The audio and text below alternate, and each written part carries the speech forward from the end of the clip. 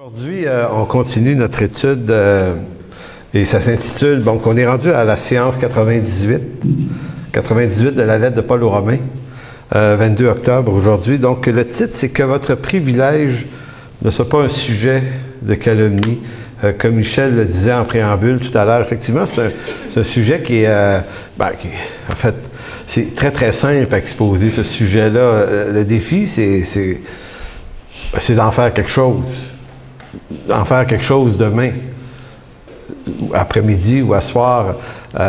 Et pour vous donner l'idée de ce que je veux dire là, que c'est toujours plus facile à communiquer qu'à exister, qu'à vivre. Vendredi, je m'entends en double là-bas. Donc, vendredi passé, vous allez voir, ça a vraiment un lien.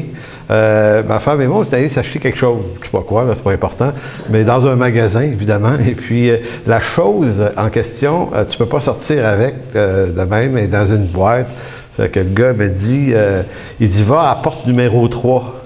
En arrière, tu sais, c'est un petit centre d'achat avec plusieurs magasins. Puis tu fais le tour à l'autre bout, puis tu vas jusqu'à porte 3. Puis tu recules ton véhicule, puis il dit, on va te charger ça. Genre, OK, bon. Fait que, il dit, la facture, je vais l'envoyer tout de suite en arrière. Fait que le gars, il va être là, tu sais. Puis il n'y a pas grand monde à ce temps-ci de l'année. Fait que, tu sais, c'était pas, on n'attendait pas en ligne. C'était peut-être quasiment un seul client.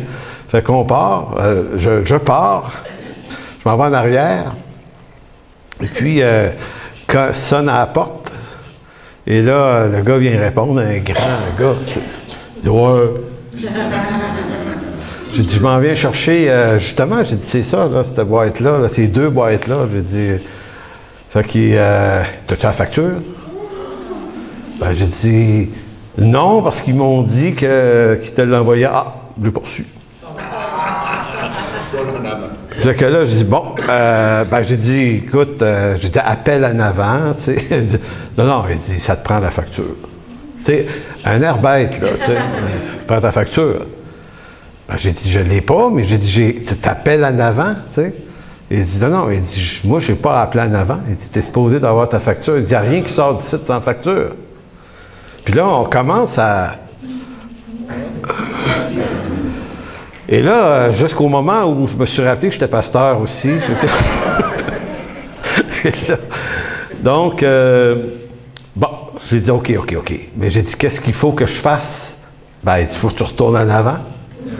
Ah, OK. Fait que, tu sais, je m'étais calmé. OK. Ben, j'ai dit, je peux-tu passer par le warehouse? Il dit, non. Il dit, c'est interdit. Il dit, il y a des assurances. Personne ne rentre ici. Et là, les poulies se remettent à travailler fort. Tu sais. Il y avait du bruit dans ma tête, là. Il y avait une... Et là, j'ai dit, OK, il faut que j'aille... Ouais. Fait que je pars à pied. Mais tu sais, c'est pas un petit magasin, là. C'est... Fais le tour d'une coupe de magasins, rentre dans le magasin. Et là, pendant que je marchais, là, il y avait du tapage là, dans mon cerveau. Là, ils vont-tu le savoir dans le magasin? Mais je rentre. Puis là, à un moment donné, tu sais, t'as comme... et là, je me dis, non, regarde, calme-toi. Je rentre dans le magasin, je vais voir le vendeur. Je dis, hey, il veut pas, le gars en arrière. Ah, il dit-tu le grand? Je dis, il dit lui. Fait que là... fait qu'il m'arrange ça, tu sais. Puis il me refait une copie. En tout cas, bref. Mais là, il faut que je reparte encore. Puis je marche tout. Et pendant que je marchais, je me suis rappelé la prédication que j'allais vous donner aujourd'hui. Et je me suis dit, c'est souvent comme ça. C'est-à-dire que le Seigneur met à l'épreuve ce qu'on se dit, ce qu'on enseigne. Et ça a c'est comme si ma conscience me disait, c'est une belle occasion, ce réel, n'est-ce pas, d'expérimenter ce que tu es en train d'étudier pour dimanche. Et c'était intéressant. Puis je réalisais que toute la marche, c'est quasiment 4-5 minutes de marche, là, faire tout le tour, c'était très utile qu'il y ait de la distance. Tu sais, trop court, t'as pas le temps d'éteindre le feu, tu sais, mais non, Fait que quand je suis arrivé c'était vraiment, il a fallu que je prenne autorité sur moi-même. C'est pas des démons, là. Vous savez, des fois, on met toute la faute sur les démons, comme si nous autres, on y était pour rien. Mais non, c'est nous autres, là, qui étaient pas de même, là, tu sais. Fait que, finalement, en approchant de la porte, je me suis dit, j'ai décidé que j'allais être vraiment cool avec le gars.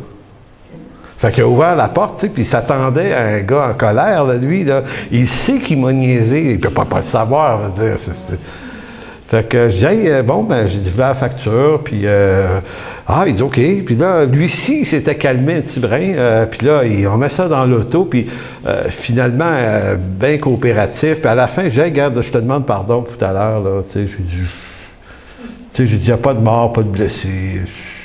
C'est pas vraiment un vrai problème, ça, tu sais. Il fait un sourire. Il dit, non, c'est vrai, c'est juste les affaires de la vie, ça, tu sais. Ben, j'ai dit, c'est ça. Ben, en tout cas, j'ai serré à la main, je dis au gars, hey, je te souhaite un bon week-end, là, puis, tu sais, c'est ça. Puis, le gars, il dit, ben, toi aussi, puis, et là, je retourne dans mon auto, puis pendant que je m'en allais chez nous, je me disais, quel serait mon état d'esprit maintenant s'il n'y avait pas eu un bon moment avec lui. Tu sais, si j'avais décidé de grimper la tension un peu plus haute, je me serais expliqué tout le long en revenant chez nous pourquoi j'ai eu raison de le blaster, quelque chose comme ça, tu sais, parce que c'est ça qu'on fait. À un coup qu'on l'a fait, la gaffe, il faut se l'expliquer. Fait qu'on a deux choix. Ou bien on s'humilie, ou bien on continue de justifier. Et puis ça, ben, c'est un exemple. Ça, c'est vendredi. Mais ça m'est arrivé mercredi aussi dans un autre. Ben, je vous compte pas l'autre, parce que là, c'est pour vous dire que ça arrive assez régulièrement. Non, mais puis ça m'a béni. Parce que j'ai dit, OK, Seigneur, ça, c'est des clins d'œil. Et dernièrement, je demandais au Seigneur, ça vous arrive-tu des fois de dire, je sais que tu existes, Seigneur, puis tu es vivant, mais on dirait que c'est en site, j'aurais besoin d'un petit clin d'œil, un lien, tu sais, quelque chose, une synchronicité entre deux affaires, tu sais, pour... et puis c'est arrivé, mais c'est pas arrivé... Je suis arrivé par des affaires embêtantes un peu, et là, c'est comme si on a l'impression que le Seigneur rigole un petit peu. Hein? Il dit, ben regarde, c'est ça, c'est comme ça. Donc, pour commencer la prédication, je commencerai comme ceci. Il aura fallu une quantité intarissable de lois divines et d'instructions issues de l'Ancien Testament, des alliances aussi, ainsi que l'acquisition d'une somme non moins intarissable de savoir théologique pour qu'à la conclusion de toutes ces choses, un homme tel que l'apôtre Paul en vienne à résumer tout ça par cette simple affirmation, laquelle, Philippiens 2, versets 3 et 4, Philippiens 2, 3 et 4 qui dit « Ne faites rien par esprit de parti ou par vaine gloire. » mais que l'humilité vous fasse regarder les autres comme étant au-dessus de vous-même. Écoutez, c'était dans le 1000, là, mon histoire, c'était comme, ouf. Que chacun de nous, au lieu de considérer ses propres intérêts, considère aussi ceux des autres. On lit notre Bible, j'espère en tout cas, régulièrement, qu'on lit des textes comme ça un matin, puis des fois on surfe par-dessus, on l'a juste lu. Tu sais, c'était, ouais, et il y a des moments dans la vie où tout à coup le texte devient énorme, par circonstance. Et c'est un peu ça. Donc, le même passage, Philippiens 2, 3 et 4, je vais vous lire dans la version sommaire, mais on n'a pas la version sommaire ici, n'est-ce pas? C'est ça que tu m'as dit? Oui, OK. Donc, je vais vous la lire, écoutez bien. « Ne faites donc rien par esprit de rivalité. » C'est ce qu'on fait à peu près toujours, là. Ou par vain désir de vous mettre en avant. Au contraire, par humilité, considérez les autres comme plus importants que vous-même et que chacun regarde non à ses propres qualités, non, que chacun regarde non ses propres qualités, mais celles des autres aussi. Fait qu'on voit que la version sommaire, elle amène des couleurs différentes dans cette même idée. Puis c'est pour ça que des fois, j'aime ça lire des textes. Puis des fois, je vais chercher la seconde 21, puis la Darby, puis la Osterwald, et puis il y a toutes sortes de couleurs. C'est comme un bouquet. Là. Tout coup, le texte qui était gros de même, il devient riche comme ça. Là. Donc, au terme de toute l'œuvre de Dieu, tu sais, Ancien, Nouveau Testament, qui culmine par la mort et la résurrection de Jésus-Christ, qu'est-ce qu'on voit au fond? ben, on voit un Dieu 3 fois saint, souverain éternellement, s'humilier et donner sa vie pour ses ennemis. C'est ainsi que Dieu considéra les intérêts de l'homme pécheur comme étant au-dessus de ses propres intérêts à lui. Donc, ce que Paul est en train de dire aux Philippiens, c'est à l'image de ce que Paul expérimentait aussi dans sa vie, mais c'est à l'image aussi et d'abord du Maître Jésus-Christ qu'en est l'incarnation parfaite. Parce que quand vous y pensez, on disait la semaine dernière que la valeur que Dieu nous attribue, c'est pas celle qu'on pense avoir. C'est nous avons chacun individuellement la même valeur que le Fils de Dieu, puisque c'est le prix que le Père a payé pour nous racheter. Donc, le prix qu'il a payé pour, c'est le prix pour lequel il nous évalue. C'est quand même énorme. On a la valeur du sacrifice de Christ. Fait que nous, on peut se dévaluer les uns les autres ou soi-même. Mais des fois, il faut revenir à dire, oui, mais attends, un instant, ma valeur à moi, c'est celle de Jésus-Christ. Et la valeur de mon frère, de ma sœur, c'est Jésus-Christ aussi. Donc, ça nous amène à considérer les autres comme étant au-dessus de nous-mêmes. Et c'est essentiellement ça, le christianisme. C'est l'aboutissement de tout ce qui se dit depuis la Genèse. Et à travers Jésus-Christ, par l'Église et les enseignements des apôtres, ça devrait nous amener là. Et là, il faut toujours faire un bémol, parce que le but, c'est pas d'être un bon chrétien qui voit plus clair non plus, parce que tu sais, c'est l'amour à tout prix, des fois, on n'est plus en train de voir qu'il y a des affaires dont on doit se séparer aussi. Tu sais, l'apôtre Paul va aussi dire que s'il y a des situations, il y a des situations qui sont des cas de relations habituelles pour lesquels il faut faire attention. C'est pas la même chose que des rapports extrêmement toxiques dont il faut se distancer. C'est important de toujours mettre le bémol parce que l'Écriture a fait la part des choses. Tu sais, Matthieu 18, le frère qui veut pas entendre, là, la réprimande, il dit, tu te sépares de lui, là. Dans Romains 16, Paul va dire tenez-vous loin de ceux qui causent des divisions, puis des tensions, puis tout ça. Donc, c'est pas à tout prix, là. C'est pas à tout prix de regarder les autres comme au-dessus de soi. Quelquefois, la meilleure chose à faire, c'est prendre une distance. Pourquoi c'est important de prendre une distance? Parce que lorsqu'on se rend compte que la méchanceté proposée risque de réveiller notre propre méchanceté, ben, faut pas aller là.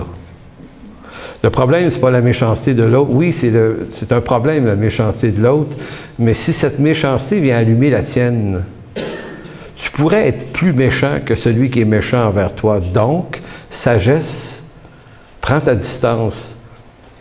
Épargne-toi ta propre méchanceté qui est non moins toxique, potentiellement. Donc, que votre privilège ne soit pas un sujet de calomnie. Donc, on va lire maintenant le texte d'aujourd'hui dans Romains 14, verset 13, parce que j'ai lu Philippiens, parce que Philippiens 2, c'est dans le même esprit exactement que Romains 14, verset 13, qui dit « Ne nous jugeons donc plus les uns les autres. » Attention, je l'ai dit tout à l'heure, dans les affaires courantes. Les affaires graves doivent être quand même gérées. Ne nous jugeons donc plus les uns les autres, mais pensez plutôt à ne rien faire qui soit pour votre frère une pierre d'achoppement ou une occasion de chute. Je suis persuadé dans le Seigneur Jésus que rien n'est impur en soi et qu'une chose n'est impure que pour celui qui la croit impure. Mais si pour un aliment ton frère est attristé, tu ne marches plus selon l'amour. Ne cause pas par ton aliment la perte de celui pour lequel Christ est mort. Et c'est là qu'il dit cette phrase qui est le titre du message, que votre privilège ne soit pas un sujet de calomnie. J'ai pas placé les versets 1 à 12 de Romains 14. Ça aurait été utile, mais ça aurait été long. Mais souvenez-vous que l'apôtre Paul avait dit « Tel croit que tous les jours sont égaux, tel pense qu'il faut les distinguer, tel croit qu'on peut manger de tout, tel autre non. » Donc l'apôtre Paul n'entre pas dans des questions théologiques majeures ici, mais dans des questions extrêmement secondaires. Donc, c'est pour ces questions-là qu'on ne doit pas se juger les uns les autres, parce que ça signifie pas qu'il n'y a rien à juger. Mais sur des questions comme celle-là, donc on voyait la semaine passée toute la question du sabbat, qui est encore pour plusieurs un sujet de discorde. Certains chrétiens vont accorder au sabbat à la manière juive, là, mais le dimanche, vont accorder une importance extrême, puis d'autres chrétiens accordent pas d'importance au sabbat, sinon qu'ils vont aller à l'église le dimanche, mais pas dans l'esprit du sabbat juif, qui était le sabbat qui remontait à la loi de Moïse et un peu avant aussi. Donc, l'idée, c'était que l'apôtre Paul est en train de dire, si quelqu'un veut vivre un sabbat, laisse-les donc faire, c'est pas de tes affaires, au fond, c'est pas ton problème à toi. Donc, c'est l'idée que dans une église, on n'est pas obligé de penser tous la même chose. Vraiment, puis on doit considérer l'amour fraternel et l'unité comme étant un lien plus important que des questions comme ça. Dans les églises, certains croient qu'on peut manger de tout. Aujourd'hui, c'est moins vrai, là, mais il fut un temps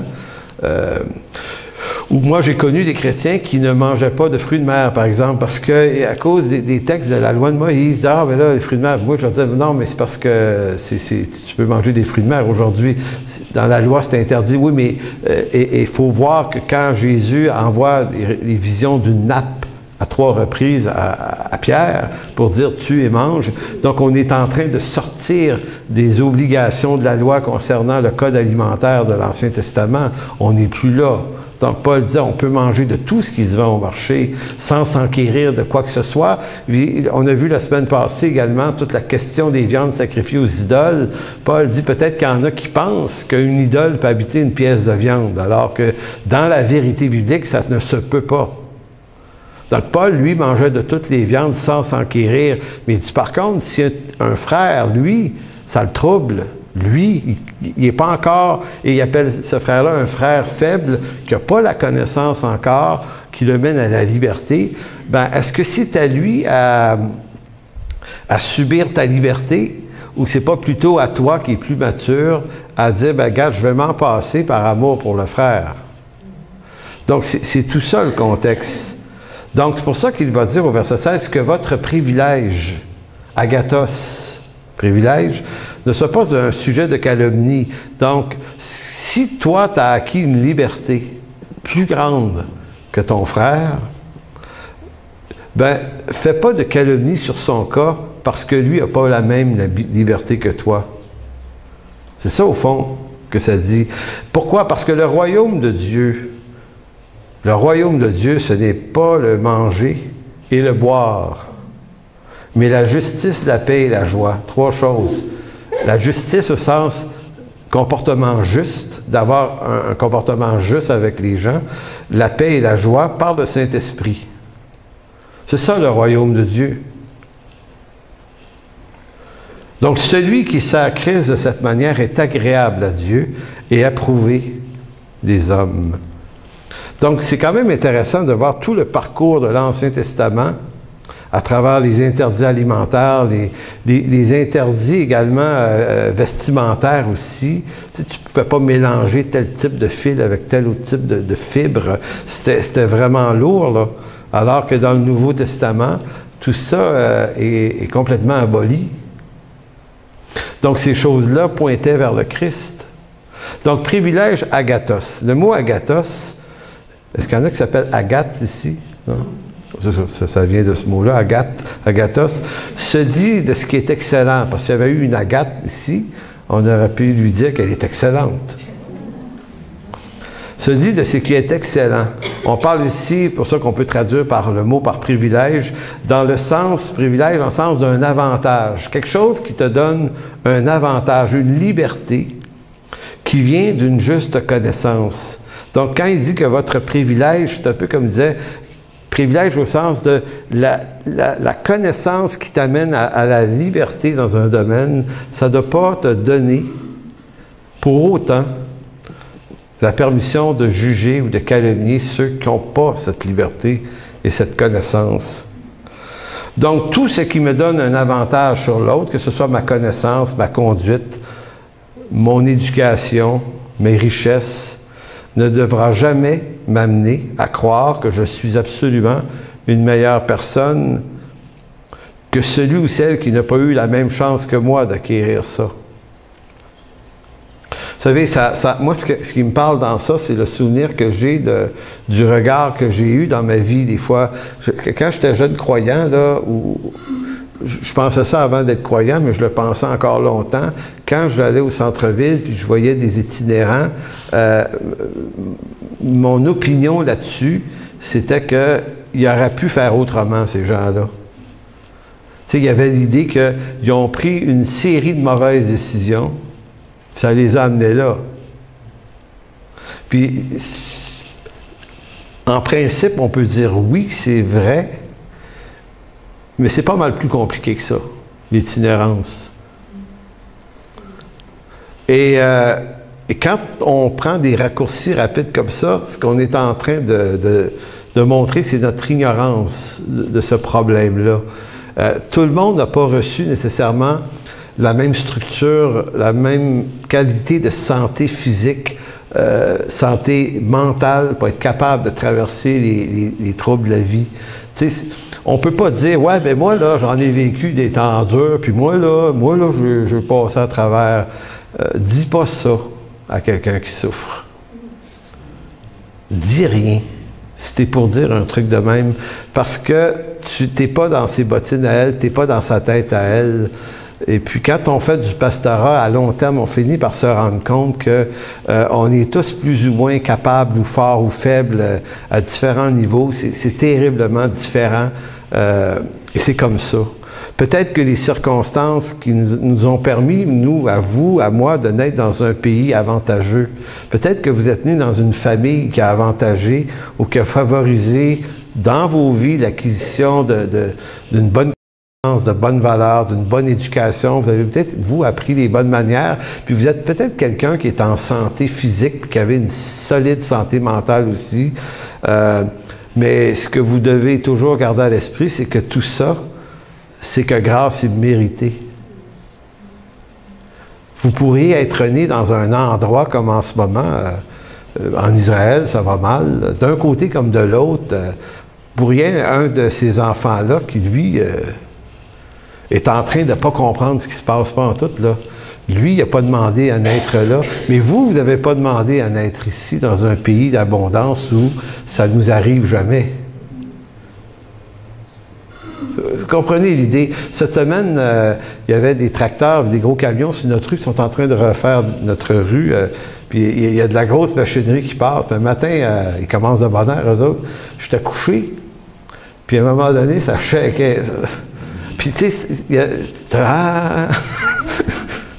c'était comme France aussi, tu sais. Puis là, tu te lèves, tu te dis, ouais, pas grand-chose. Tu sais, j'imagine être exposé à des bombes, à des affaires de même, ça doit être effrayant. Maintenant, personne n'a demandé ça. Je parle ceux qui en sont victimes, là, personne n'a demandé à ce que ça leur arrive. Donc, je trouve ça important que notre regard sur ce qui se passe dans le monde soit un regard beaucoup plus compassionnel, parce que nous, on appartient au Christ et à son royaume. Puis, le royaume de Dieu, car le royaume de Dieu, ce n'est pas le manger et le boire, c'est la justice, la paix et la joie. Donc, c'est pour ça que vous et moi, on a peut-être eu la chance de naître dans des... Pas peut-être, on a eu la chance de naître dans des conditions idéales, et ça, c'est un privilège. Maintenant, que ce privilège ne fasse pas de nous des gens qui vont juger ceux qui n'ont pas ce privilège-là. Et ça, c'est une valeur très, très forte dans le christianisme. 1 Corinthiens 4,6, l'apôtre Paul, 1 Corinthiens 4,6 et 7,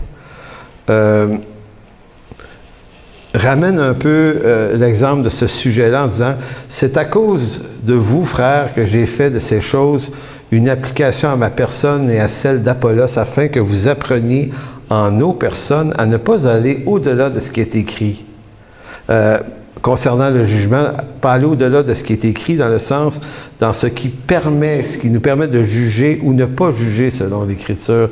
C'est-à-dire que l'Écriture établit des critères, qu'il y a des choses qui doivent être jugées chez les chrétiens, l'immoralité, des trucs comme ça. Là. Maintenant, il y a des choses qui sont écrites. Mais Paul dit, mais il y a des choses qui ne sont pas écrites. On ne peut pas aller au-delà de ce qui est écrit. En d'autres mots, ton jugement personnel, on ne veut pas l'entendre. Tu appartiens à Christ, c'est l'Écriture qui te donne d'avoir un jugement. Donc, et que nul de vous ne conçoive de l'orgueil en faveur de l'un comme l'autre. Car qu'est-ce qui te distingue? Qu'as-tu que tu n'aies reçu? Et si tu l'as reçu, pourquoi te glorifies-tu comme si tu ne l'avais pas reçu? C'est fort comme texte. C'est comme ça doit éteindre tout ce qui dans nos cœurs nous permet de penser qu'on a le droit d'avoir un jugement sur tout, comme si ça allait de soi qu'on pouvait faire ça. C'est pour ça que Paul dit, écoute, si tu as reçu beaucoup, la seule chose que tu peux faire, rends grâce à Dieu. C'est vraiment une grâce particulière qui t'accorde. Allez dans Philippiens chapitre 3, pardon. Philippiens 3, les versets 4, 5 et 6. Quand on fait une étude sur ces textes-là, le Romains 14, 1 Corinthiens 4 et Philippiens 3, ces trois textes-là, si on les lit l'un après l'autre, ça nous permet de cibler, de comprendre le caractère transformé de l'apôtre Paul. Souvenons-nous que l'apôtre Paul était, avant sa conversion, un gars qui pouvait tuer, qui a approuvé le meurtre d'Étienne, qui pourchassait les chrétiens, qui les faisait mettre à mort ou en prison, puis ça le dérangeait pas dans sa conscience de faire ça. Donc c'est lui, ça, Paul. Et quand on regarde tout le trajet qui est fait en ce Paul, qui est violent, c'est lui qui le dit à Timothée, il dit « J'étais auparavant un incrédule, un homme violent. » Maintenant, vous le regardez des années après sa conversion, puis vous dites « OK, il est vraiment devenu quelqu'un d'autre. » Regardez l'autre comme au-dessus de lui-même. Donc, à travers les lettres de Paul, on entend la transformation que l'Esprit a fait dans sa vie.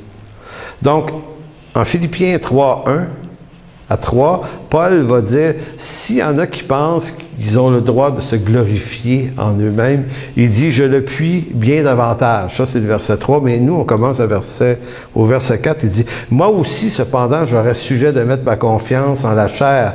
Si quelqu'un croit, ou quelqu'un autre croit pouvoir se confier en la chair, je le puis bien davantage. Évidemment, Paul, c'est l'homme de la réussite. Paul, avant sa conversion, ne connaît pas l'échec. Il ne connaît que la victoire. C'est pour ça que des fois, que quand j'entends une certaine théologie charismatique, toujours projeter la victoire comme si c'était ça le but, le problème, c'est béni la victoire sur des affaires, mais il y a un danger à la victoire, c'est qu'elle vienne contaminer notre justice propre par rapport à ceux qui n'ont pas autant de victoire. Il dit, moi, verset 5, circoncis le 8e jour de la race d'Israël, de la tribu de Benjamin, hébreu né d'hébreu, quant à la loi pharisien, quant aux zèles, persécuteurs de l'Église, irréprochable à l'égard de la justice de la loi. Donc ça, c'est son curriculum vitae. C'est les merveilleuses circonstances qui l'ont vu naître. Donc, Paul pouvait-il se glorifier d'être un Juif de la race d'Israël, d'être né dans une famille très riche de la ville de Tars, qui est en Turquie actuelle, parce qu'il n'est pas né en Israël, de parents qui lui ont payé les plus hautes études en rabbinique au pied de l'ancien Gamaliel l'Ancien, qui est probablement l'un des plus grands théologiens de l'époque de Paul. Tu sais, c'était quelque chose. Donc, Paul jouissait également d'un droit de citoyenneté romaine, ce qui était très, très rare. Il y avait même des soldats romains qui n'avaient pas ça. Quand Paul se fait arrêter, puis il révèle, il dit « Je suis citoyen romain », le tribun, il est surpris. Il dit « Oh, attends une minute. » Il dit « Moi, je l'ai acquis par beaucoup d'argent. Toi, tu l'as comment? Comment tu l'as eu, toi, Paul? » Il dit « Moi, je l'ai de ma naissance. » Ce que ça vous dit de Paul, c'est que Paul, il vient pas d'un bidonville, là. Fait que Paul avait toutes les raisons de vraiment se prendre pour un autre. Maintenant, la beauté de ce texte qu'on vient de lire de Philippiens 3 vient de ce que l'apôtre Paul reconnaît que toutes ces choses honorables, parce que c'est pas une liste de péchés, là, ici, de la race d'Israël, de la tribu de Benjamin, circoncis le 8e jour, irréprochable à l'égard de la loi, c'est que des bonnes choses.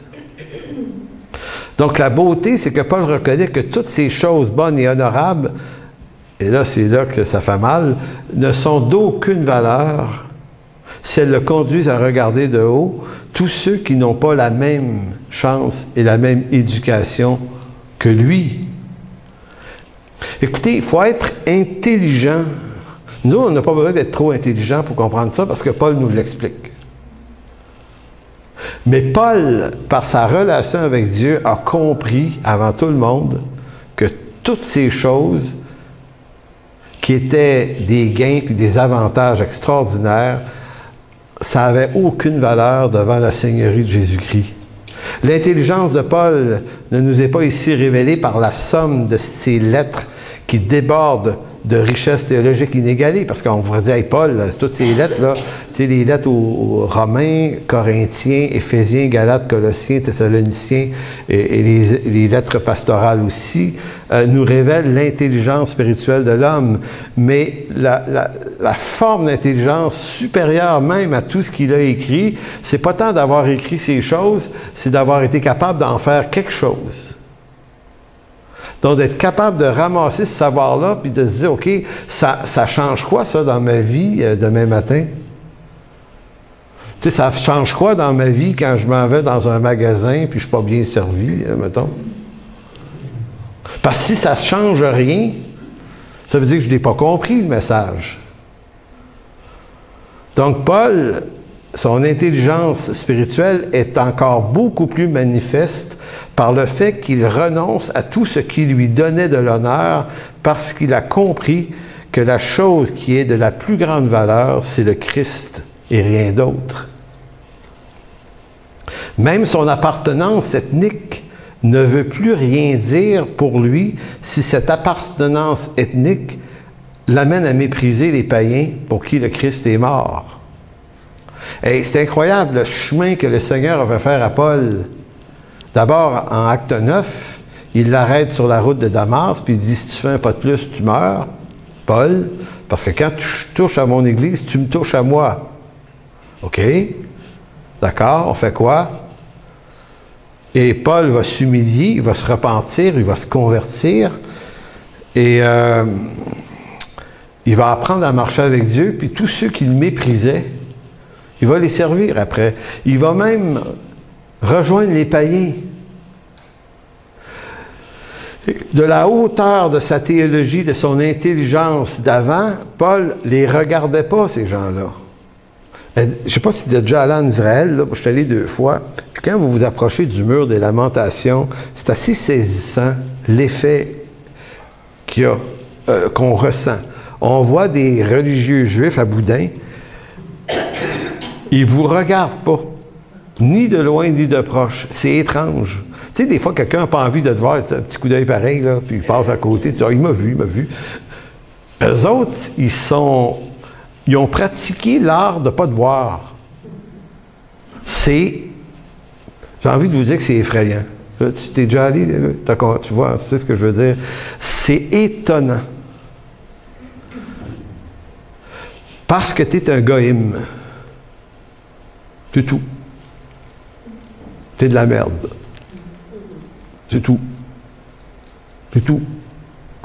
Donc, Paul vient de cette culture-là.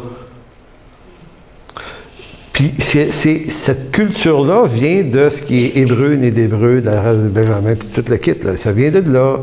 Quand t'es... Puis en plus, il est citoyen romain. Puis, le gars, c'est un génie. Il est brillant, Paul. Il est terriblement brillant. Il y a un historien qui avait dit de lui, s'il n'avait pas été connu par l'Évangile, il aurait été connu pareil. C'est un cerveau. Mais l'intelligence de Paul, c'est d'avoir compris le piège dans lequel ces choses-là le mettaient. Il a compris que c'est pas ces choses-là qui sont le problème, c'est son propre cœur qui contamine ces bonnes choses pour bâtir en lui une justice propre qui le rend violent. Donc, il continue, verset 7 de Philippiens 3, en disant, mais ces choses qui étaient pour moi des gains, le mot grec kerdos, retenez ça, K-E-R-D-O-S, revient à peu près juste 3 fois, je pense, dans le Nouveau Testament, kerdos. Il dit, ces choses qui étaient pour moi des gains, je les ai regardées comme une perte à cause de Christ, et même je regarde toutes choses comme une perte à cause de l'excellence de la connaissance de Jésus-Christ, mon Seigneur, pour lequel j'ai renoncé à tout, et je les regarde même comme de la boue. Si je me souviens bien, c'est le mot scabulon, qui est un mot qui fait référence à des excréments. Donc, le mot boue, c'est une traduction polie, si on veut. Il dit, c'est honorable, ces choses. C'est pas ces péchés qui regardent comme de la scabulone ici, là. C'est les bonnes choses. C'est ses réussites, c'est ses avantages, c'est kerdos. Pourquoi? Afin de gagner Christ. Mais pourquoi?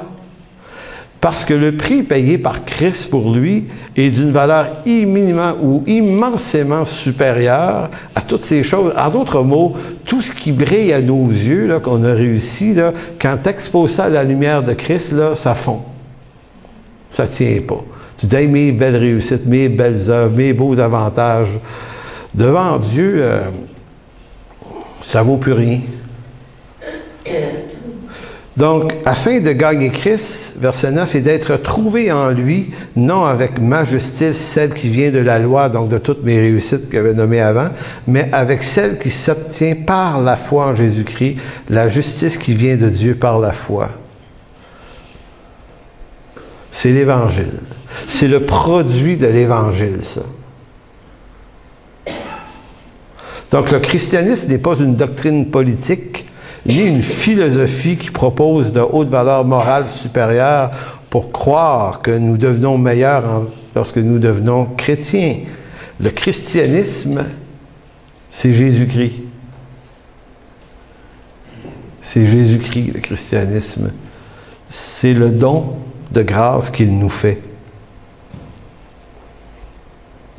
En Galates 6,14, Paul continue, c'est une autre lettre, mais on sent qu'il y a un fil conducteur entre toutes ces lettres. Il dit, pour ce qui me concerne, loin de moi la pensée de me glorifier d'autre chose que de la croix de Jésus-Christ. Il n'y a rien d'autre dans lequel on peut se glorifier. Donc, on peut se glorifier. On peut, mais il y a juste dans une chose qu'on peut se glorifier, c'est d'appartenir à Jésus-Christ, selon le don de sa grâce. Tout le reste, c'est de la boue. C'est pas de la boue dans le contenu de la chose. Ces choses-là sont bonnes. Vous avez réussi des bonnes choses, vous êtes né d'une bonne famille. C'est honorable, tout ça. C'est pas qu'on doit... C'est pas les choses qui sont de la boue, c'est la récupération qu'on en fait parce qu'on est pécheur. On est toxique, fait qu'on rend ça toxique et on l'utilise contre les autres. Donc, l'apôtre Paul a compris que les kerdos, là, tout ce qui était son avantage, là, tous ces avantages auxquels il a renoncé, il dit, ces choses étaient pour moi des gains. Hein. Pourquoi il y renonce?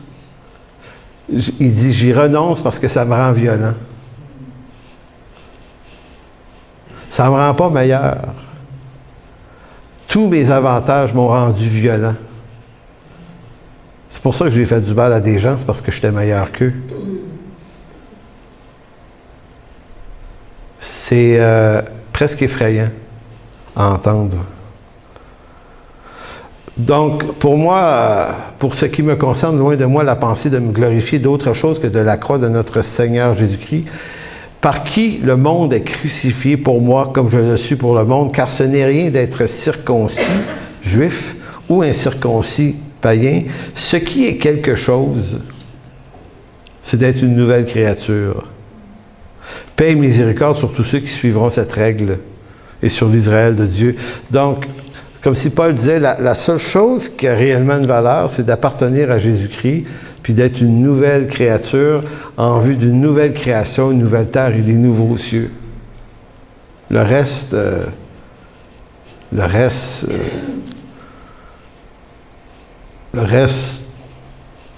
c'est des patentes. Donc, le mot kerdos, nous comprenons plus que plus le Seigneur nous bénit par des avantages qu'il nous donne en sa grâce, plus cela devrait plutôt nous inviter à l'humilité. Parce que si le Seigneur nous a donné quelque chose qui est un honneur, un talent, un avantage, je suis pas en train de dire qu'on ne doit pas l'utiliser, mais il faut se garder toujours dans l'humilité de se souvenir que c'est une grâce qu'il nous a fait, de nous donner cette intelligence, ce talent, ce don, ce n'importe quoi. C'est toujours juste une grâce, qu'on ne la mérite pas. Et que si Dieu, dans sa souveraineté, nous a fait naître dans des circonstances, des lieux, dans une famille, un pays qui nous a avantagés, rendons grâce à Dieu et on n'a pas à en faire quelque chose de toxique. Vous savez, bien des chrétiens vont chercher par tous les moyens. Ça, c'est un commentaire de M. Montgomery Boyce, qui est le théologien que je lis beaucoup pour m'inspirer de cette série. Il va dire, bien des chrétiens cherchent par tous les moyens à mettre la parole de Dieu en pratique en se donnant une liste de règles qu'on appelle le légalisme. Donc, la pratique de choses et de comportements en vue d'être de plus en plus spirituel. Et là, ça devient compliqué parce que cette semaine, une personne, puis elle écoute probablement aujourd'hui parce qu'elle m'a posé une question, puis je vais répondre dans le message dimanche. Elle me disait, il y a des gens autour de moi qui disent que on devrait observer toutes les fêtes juives. Il y en a beaucoup, là. Comme si fallait observer les fêtes juives pour être dans un vrai christianisme. Donc, elle dit, vous en pensez quoi? Ben, en fait, c'est faux. Mais ça ne veut pas dire que les fêtes juives sont pas bonnes. Ça veut juste dire que si tu décides, tu choisis d'honorer certaines fêtes juives pour la valeur qu'elles ont, parce qu'elles ont des valeurs, ces fêtes-là, c'est très intéressant à comprendre, là. Ça amène des choses, de l'instruction. Si tu le fais pour l'instruction qu'elles amènent, c'est super. Mais si tu le fais, si tu dis, je vais honorer ça parce que moi, je vais être le chrétien qui fait toutes les bonnes choses et donc, je vais les ajouter, ces choses-là. Ça, c'est comme les chrétiens de Galate qui voulaient se faire circoncire.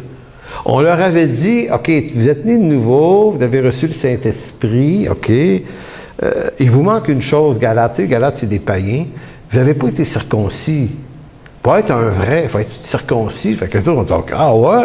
Ah ben, OK, on va se faire circoncire. L'apôtre Paul, quand il a su ça, il a déchiré ses vêtements, il dit, voyons donc, il dit, ça appartient à l'Alliance d'Israël, cette affaire-là. Il dit, vous n'avez pas besoin d'être circoncis pour être des chrétiens nés de nouveau. Et avez-vous remarqué que dans l'histoire, ce genre d'affaires-là est réapparu? Tu sais, dans le catholicisme, il fallait manger du poisson le vendredi. Il y avait toutes sortes d'affaires. Pas manger de chocolat 40 jours avant Pâques. Tu sais, c'est incroyable le nombre d'affaires qu'on peut ajouter à la foi chrétienne que l'Écriture n'apporte pas. Et dans d'autres, ça va être le sabbat, d'autres, ça va être fête pas Noël, ça vous allez l'entendre prochainement. Si tu fêtes Noël, t'es pas un vrai chrétien, c'est une ancienne fête païenne, la fête des Lumières, des Mésopotamiens. Et là, c'est comme s'il y a des gens qui se font les spécialistes de trouver le plus de pratiques possibles, le plus de trucs possibles. Et savez-vous pourquoi ça marche? Pourquoi il y a beaucoup de chrétiens qui mordent à ces hameçons-là? Puis il y a aussi toute la question de moi, je me souviens d'avoir assisté, ça fait longtemps, j'étais à Elmer, grosse conférence, que je vous dis pas l'organisation, puis il y a un prédicateur qui dit, savez-vous ce qui vous manque? Pourquoi vous n'êtes pas bénis? Tu sais, on est bénis, mais tu sais, soyons honnêtes, on a tous quelque chose ou des patentes dans nos vies qu'on dit, boy, ça faudrait que ça disparaisse pas vite, cette affaire-là. Puis, tu sais, qui est vraiment satisfait de sa vie chrétienne? Qui peut dire, hey, moi, là, j'ai un christianisme? Tu sais, on est tous un peu comme, ouais, ça pourrait être mieux. Et là, t'as un gars qui passe et dit, je sais, moi, comment ça pourrait être mieux. Il dit, Vous avez reçu le baptême d'eau? Ouais, là, êtes-vous né de l'Esprit? Le baptême de l'Esprit qui... Ouais. Ben, il dit, il y a un autre baptême. Ah oui, le baptême de feu. Vous avez déjà entendu? Le baptême de feu. T'étais là? Le baptême de feu. Ben là. Et là, moi, à l'époque, j'étudiais beaucoup. Je donnais un coup de coude au gars à côté de moi qui dit, non, ça n'existe pas, ça, dans l'Écriture. Il dit, ben là, des fois, c'est peut-être ça qu'il me faut, des problèmes. Et là, je sentais que, dit, avancez-vous, on va vous donner le baptême de feu. Il y a plein de monde qui a avancé en avant, puis ils ont supposément reçu le baptême de feu. Mais moi, je connaissais plusieurs de ces personnes-là qui disaient avoir reçu le baptême de feu, puis retourner à la maison. Non, mais il s'est rien passé de différent. En d'autres mots, pourquoi ça marche? Parce qu'on est fragile, on est faible, on est pécheur. Et c'est sûr que si quelqu'un vous promet la liberté par un espèce de nouveau truc, nouveau gadget, on y va. Achète mon livre, les 10 clés de la délivrance.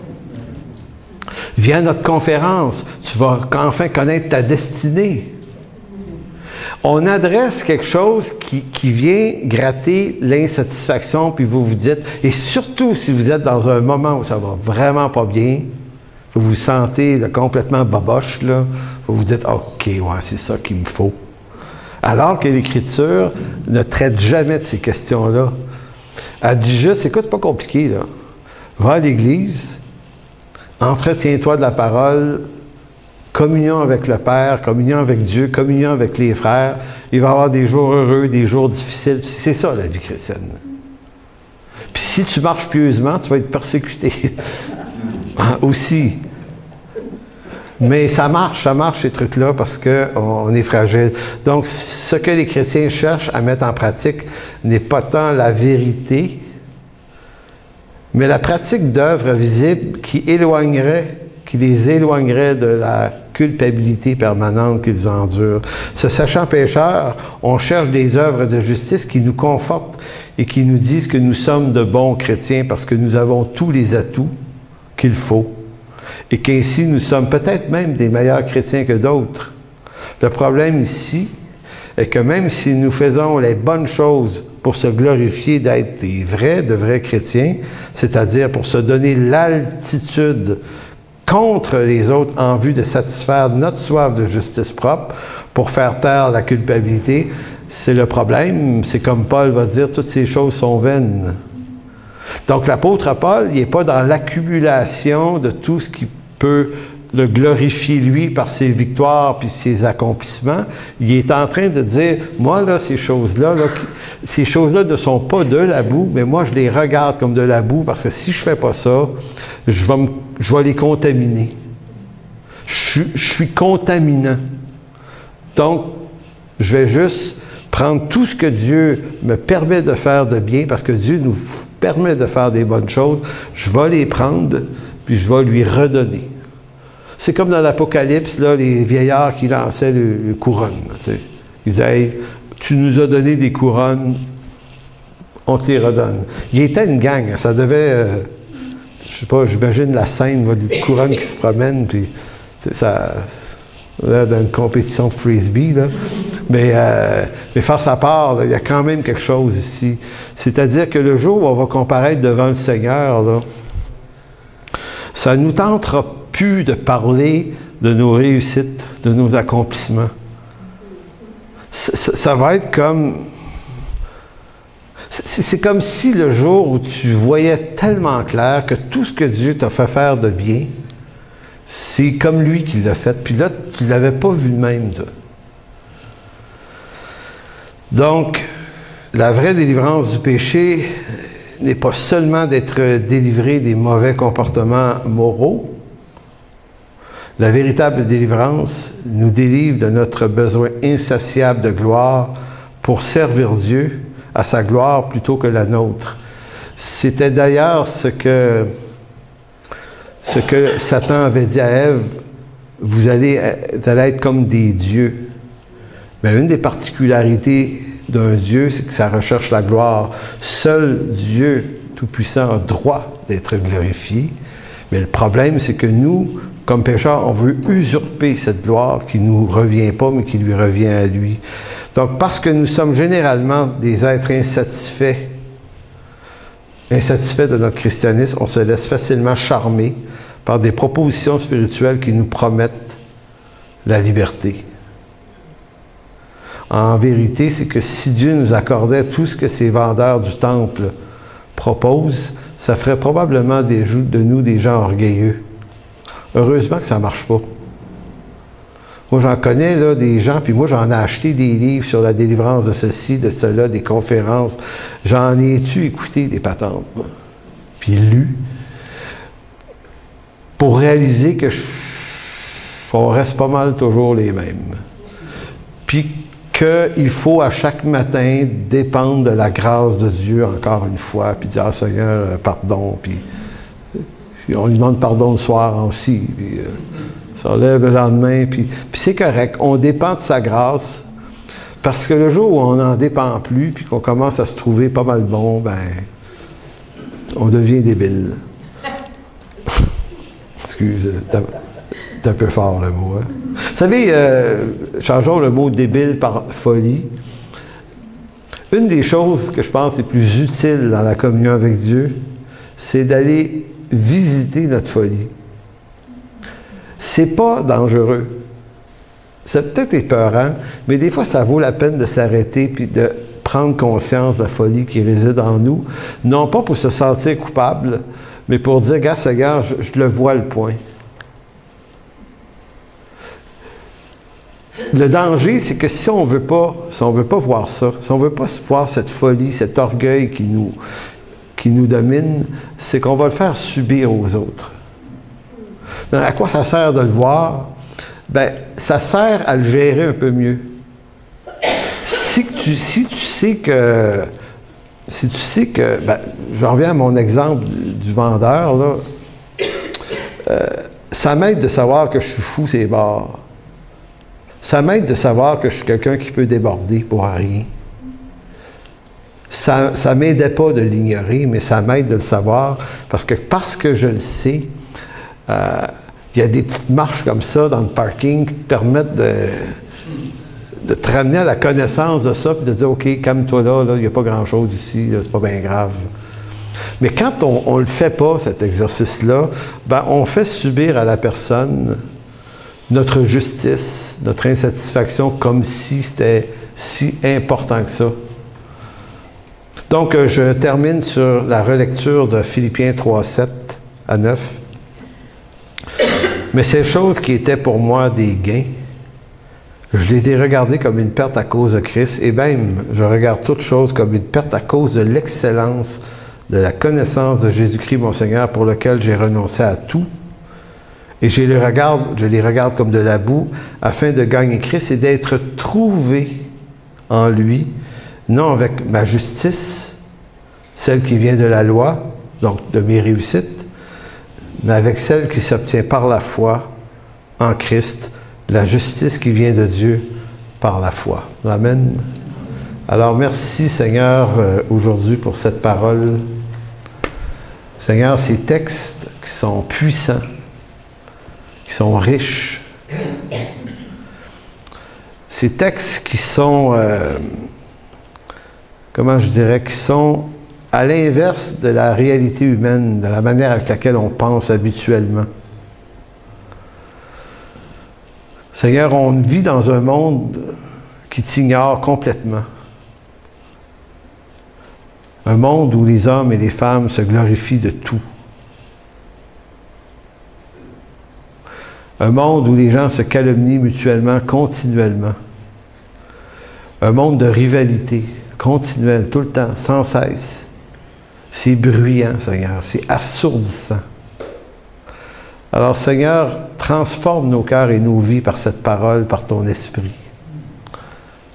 Parce que, Seigneur, on aimerait rejoindre des hommes et des femmes dans ce monde, afin que, par ton esprit, ils puissent eux aussi obtenir la délivrance de cette folie.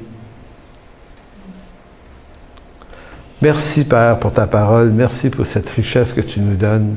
Merci pour la grâce de ton salut. Dans ton précieux nom, Jésus. Amen.